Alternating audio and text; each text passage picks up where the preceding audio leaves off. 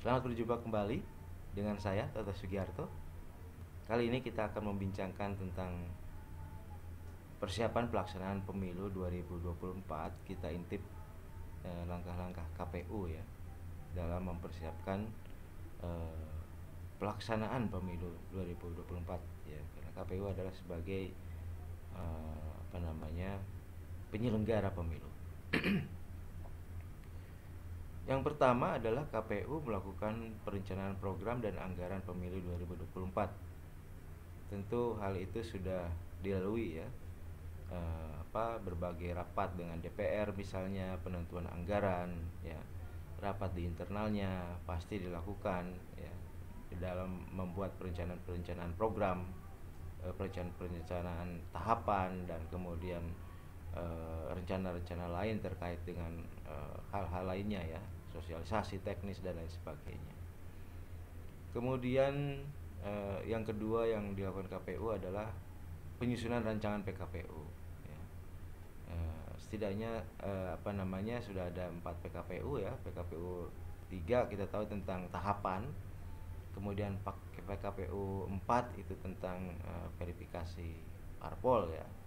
Dan tentu akan dibuat banyak PKPU lainnya hingga saya kira hingga akhir 2023 ya. Berbagai tahapan tentu harus dilandasi oleh PKPU sebagai landasan teknisnya yang mengacu pada Undang-Undang Nomor 7 Tahun 2017 tentang pemilu ya. Itu kira-kira. Kemudian yang ketiga tentu adalah harus dilakukan sosialisasi dan pendidikan pemilih. Tanpa itu tentu saja keberhasilan pemilu 2024 tidak akan optimal gitu. Karena salah satu ukuran dari keberhasilan pemilu, penyelenggaraan pemilu adalah partisipasi publik, partisipasi masyarakat gitu. Nah, untuk mencapai partisipasi yang tinggi, tentu saja masyarakat harus dibuat aware ya, dan harus menerima pendidikan informasi pemilih supaya kemudian muncul keinginan untuk turut serta dalam pemilihan, yaitu melakukan pemilihan atau mungkin menjadi calon ya, atau mungkin bisa juga menjadi pemantau misalnya ya. Nah, inilah pentingnya sosialisasi gitu. Dan KPU memang sedang melakukan sosialisasi di ratusan kabupaten kota. Tentu saja ini bertahap ya sampai menjelang hari pemungutan suara. Kemudian pelaksanaan lainnya adalah koordinasi tentu. Koordinasi dengan siapa? Koordinasi tentu dengan berbagai stakeholder ya. Stakeholder dalam pemilu itu misalnya pemerintah ya. Bagaimana koordinasi dengan pemerintah terkait dengan katakanlah dukungan sarana dan prasarana, dukungan termasuk dukungan anggaran yang memang anggaran yang berasal dari pemerintah kabupaten kota atau provinsi misalnya ya.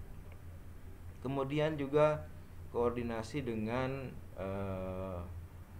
pemilih itu sendiri, yaitu dengan melakukan sosialisasi. Kemudian koordinasi dengan stakeholder lainnya lagi, misalnya dengan partai politik ya. Bagaimana dalam kepesertaannya dalam pemilu itu partai politik bisa menjalankan perannya secara baik gitu.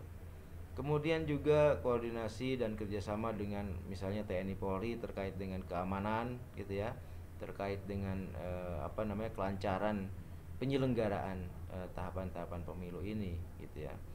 Kemudian juga koordinasi dengan tentu saja stakeholder lainnya seperti pemantau misalnya ya, agar kemudian pemilu ini lebih legitimate karena memang ada pemantau gitu. Di samping itu tentu banyak juga stakeholder lainnya ya.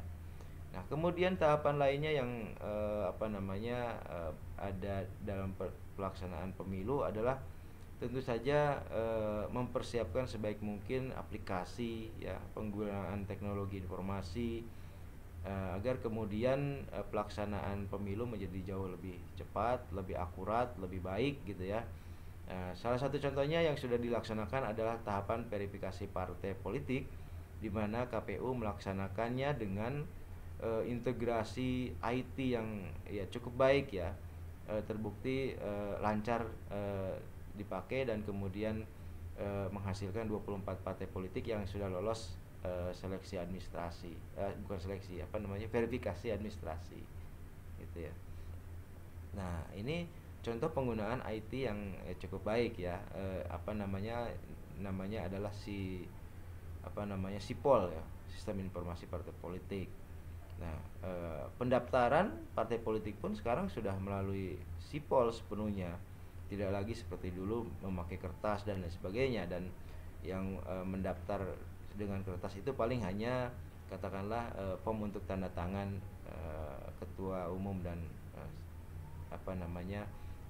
petinggi parpol ya, sekjen gitu ya.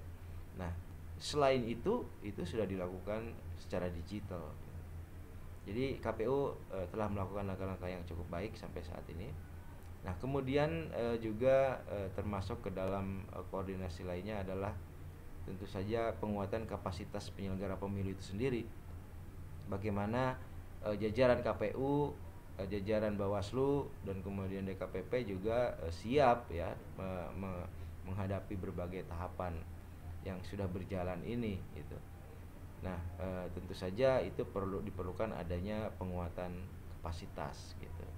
Dan saya kira KPU sudah dan sedang melaksanakan, termasuk juga Bawaslu yang sudah dan sedang melaksanakan gitu ya.